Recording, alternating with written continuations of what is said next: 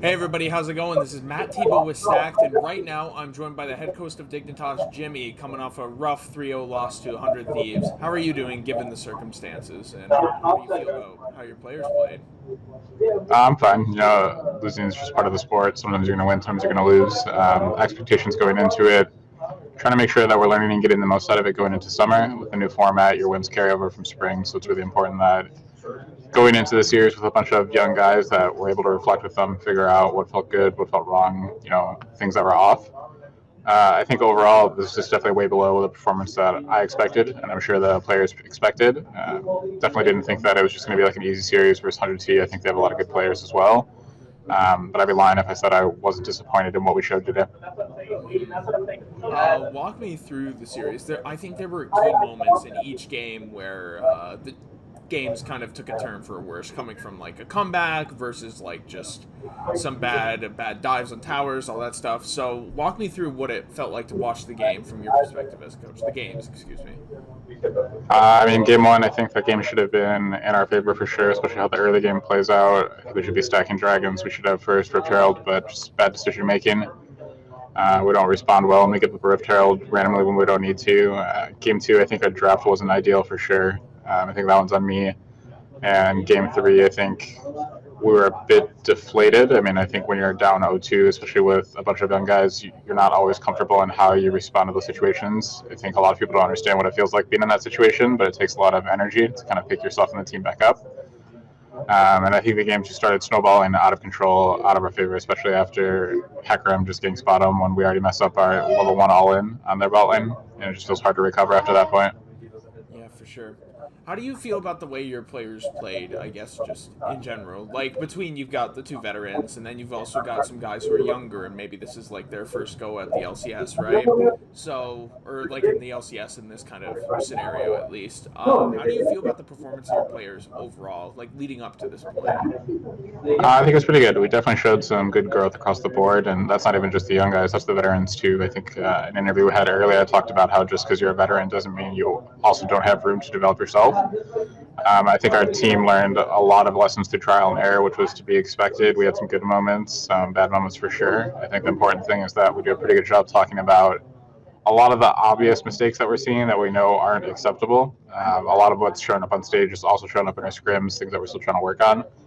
But I'm happy with what we showed overall. I know this is a team that going into preseason, I'm pretty sure everyone just had us 9th or 10th. So for me, it feels like we overachieved, but internally, I mean, we never felt like we were another 10th place team. So obviously, this loss is just going to feel worse because we have expectations that we know we can do better. Um, how do you as a coach coming into like that game three, right? You're down 2-0. The draft was tough. It was a hard game to play. How do you try to keep your, like you said, it takes a lot of mental energy to get yourself back up. How do you do that? Like, what do you say to your players in that situation? I mean, you just read the room, you realize who still has energy and who doesn't. You try to play off of the players that are still confident. So in this case, it's going to be the veterans that have been through it before. You just talk about, I mean, it's playoffs, anything can happen, right? So a lot of it is just, I think, my personality naturally, how I talk to players. I mean, I'm not super stressed, and I try to make sure that they feel that. Um, try to joke around. I think my perspective is just not to take things too seriously. You have to be able to joke in the situation that you're in. From my experience, that's the best way just to kind of move forward. And then you just keep trying to build the guys up. I mean, you let them know that it's just a bunch of best of ones back to back. We know we're capable and what we've shown so far, and you just go from there. And it's just kind of accept, yeah, I mean, you might lose the game, but the goal is people to walk away from the game feeling like it was your best effort, right? Hmm. I also wanted to ask this question. On the official broadcast, Freak and Azale were talking about like multiple points on game three, like going on from like 10, 15 minutes. Like, oh, that was a tilt play. He seems tilted. Those guys are tilted. Was tilt a factor in game three? Was that something you could sense at all going into it? I don't really think so. I mean, it's just if you want to talk about like a tilt play or anything, I think it's just bullshit. To me, when I look at it, like especially in our bot 2v2 early, I think that if we're actually executing it and you understand how the lane works, it should look a lot different. But it's more fear or stress when you look at it from the positioning of how we're responding, like from the AD carry role as an example. Mazai and Rakan should be walking up. We should be burning a flash on Kaisa. Even the second all-in, we have a window where we can kill there. I think that's just pressure and a bit of fear. Like I said, I don't think it's really tilt. So like panic.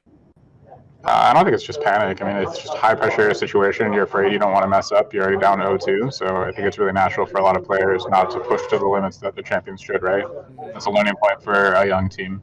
Hmm. But I mean, they can call it tilt if they want. That's fine. Yeah.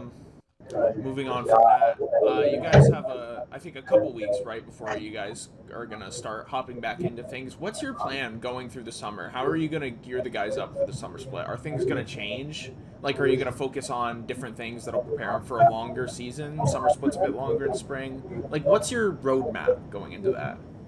I mean, we'll take some time off to be able to kind of just reset our mentals. We'll go and we'll do our exit interviews with not every split like normal.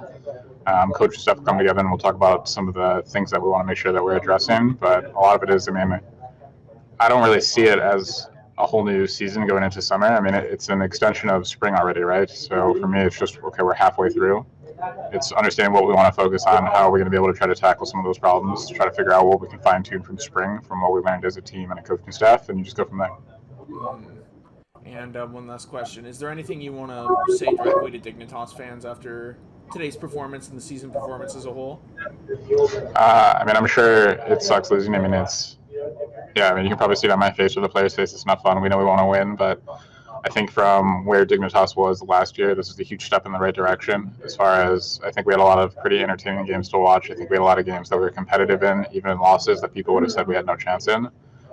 For me, this is just stage one, right? So if you go with it from that expectation, you start to look at the negatives in more of a positive light, where it's like, okay, if this is the lowest point that our team can be at, and we feel like we're already competing with top teams, when you consider the young players that we have on our team and even the veterans with how much room they have to grow, we're in a pretty good position moving forward, right? I want Dig fans to feel like they have a team that's going to be competitive.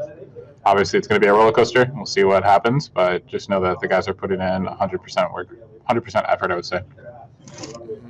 Of course. Thanks for that, man. Once again, this is Dig head coach Jimmy, and I'm Matt Tebow with Stacked. You can find us online at stacked.gg. You can find us on our socials at stackedlol. If you're watching this on YouTube, hit that big red subscribe button. It really helps us out a lot, and be sure to like the video as well. Jimmy, thanks for your time, and good luck prepping for summer. Thanks a lot.